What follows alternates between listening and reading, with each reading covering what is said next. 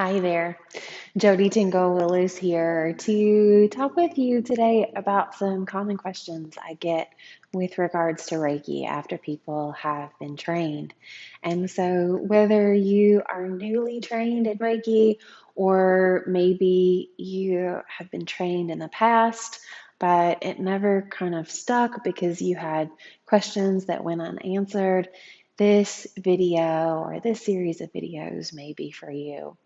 And so our question today is, what do I do? Like, how do I even get started? I'm feeling anxious around doing Reiki. I want to know that I'm doing it right. I want to get out of my own way and let the Reiki energy flow. How do I do that? And so, first of all, this is an amazing question. It's also a question that I can just about guarantee almost everyone who has ever started a practice of Reiki felt at one time or another. So you're on the right path if you're there. First thing that's important to remember is that anxiety and wondering if you're doing it right is normal for any new adventure, especially one that you care deeply about. So try to think about that anxiety as just almost a flag that lets you know how deeply you care about this. And it makes sense that it would be there. So it's not our enemy.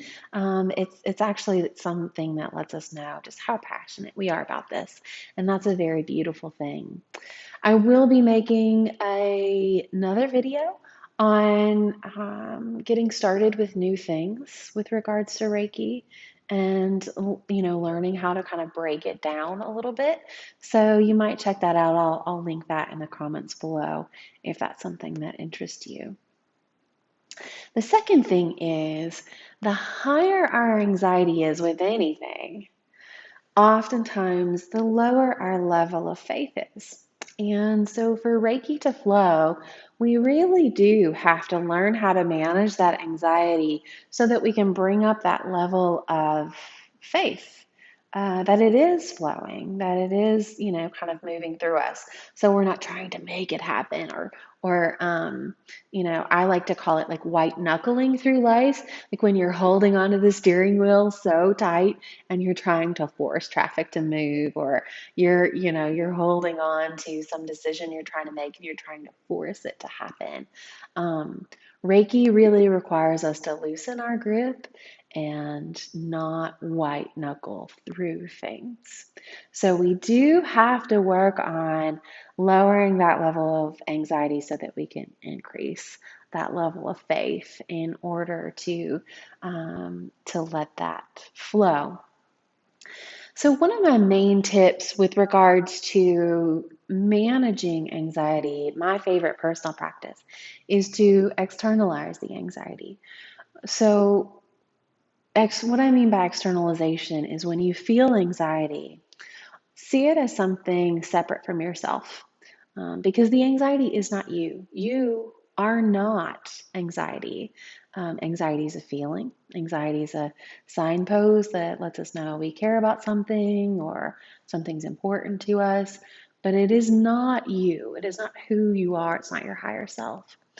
So, seeing that anxiety as a separate entity, oftentimes my feelings end up taking on these personas, kind of like cartoon characters. So, that's always kind of fun. But when you feel that anxiety, ask it to give you some space. Ask it to step outside you and almost have a conversation with it. There's, in therapy and Gestalt therapy, there's the empty chair technique. So you can even, sit a chair in front of you and imagine your anxiety sitting in that chair. And you can set the chair however far away from you you need to be able to breathe easily. But just having a conversation with the anxiety, um, asking it if it can give you some space and just observe and watch you as you do Reiki can be really helpful. If you have asked the anxiety to give you space and it still feels overwhelming, you can be firmer and more clear with it and ask it to go in another room, even down the hallway, outside. If you want to give it permission to observe through, an imaginary kind of Zoom or TV screen, you could. But giving yourself some space from that anxiety is really going to help it. Another thing that is helpful to reduce anxiety is to appreciate it. And I know that sounds strange, but if we can remember that our anxiety is there because we are passionate about Reiki, that it's something that we care about and we want to do it right, we can begin to befriend it. It doesn't feel like a demon or a monster in the closet. We can begin to understand that it's just trying to help us, even in its own misguided way. So, appreciating it, letting it know that you are glad that it is, directing you in this way can be helpful. One more thing that I want you to do is also check and see if it's not just anxiety, but if it is perfectionism. So if there's a layer of this anxiety that comes with an expectation that you have to get it right, that you have to get it perfect, that something really bad is going to happen if you don't get it just right, or that you're a failure, I'm going to make a different video about that. So if perfectionism is coming in, then you may kind of want to stay tuned to for that other video, because perfection can kind of be its own unique kind of challenge and hurdle that we can overcome. So once we've decreased our anxiety, once we've externalized it or decreased it, we can work on increasing our faith. And so, one of the things that we can do to increase our level of faith, and we're not talking about blind faith here, so we're not talking about just like blindly believing in this magical thing. I actually want you to have really grounded faith in Reiki. And one of the best ways you can do that is by taking just a little bit of time to journal your experiences with Reiki. And that, is perfect for some people. Some people are journalers and I love that suggestion. But even if you have never opened a journal in your life, something as simple as opening your notes app in your phone and just kind of at the top saying Reiki experiences, and doing just a little list of, on this date this happened, on this date I experienced this, on this date that happened. Just really brief phrase. It doesn't have to be paragraphs long.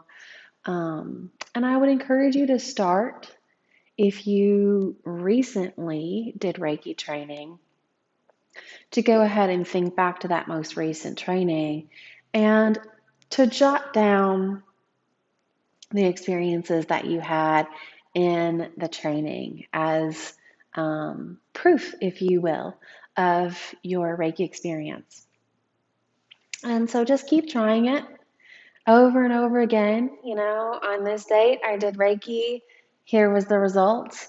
And sometimes results don't come immediately. So, results could be as simple as I peacefully fell asleep in the middle of my self Reiki session, to it could be you do Reiki with a friend and they leave and then they call you 2 days later and say, hey, I had this incredible experience or this dream or, this pain relief or whatever. And just keep a little running log that you can go back to every now and again and allow it to inspire you and inform your faith. The other thing that I want to note before we go is that Reiki, when you start, can feel like you're just imagining it. Like, I'm just imagining that sensation in my hands, or I'm just imagining that I'm feeling more calm and at ease. And I want to kind of debunk that. Imagination is powerful. Imagination, when kids play house or kids play, mommy and daddy go into work, they're learning about the real world. As adults, imagination is a huge, powerful force when it comes to manifestation, goals identification, and goals achievement. So do not discount imagination as something that is light and fluffy and ridiculous. So even if you're imagining the sensation coming out of your hands, write it down, right? Um, Write it down, because what we can imagine, what we can see, what we can believe becomes real. And isn't it better to imagine Reiki than imagine worst case scenario in our life where we're, thinking of all of the most horrible things that can happen in our lives. And all of us are very capable of doing that. So instead, let's shift our imagination over to these other beautiful things, and trust that your imagination is a powerful and legitimate force. So as always, if this was meaningful for you, let me know. Feel free to let me know any other questions that you might have about your Reiki, and I'll be happy to speak to them. Thank you so much for your time, for your energy, for kind of upping the vibration of this world by sharing your beautiful gifts with others. I look forward to seeing you again soon. Take care.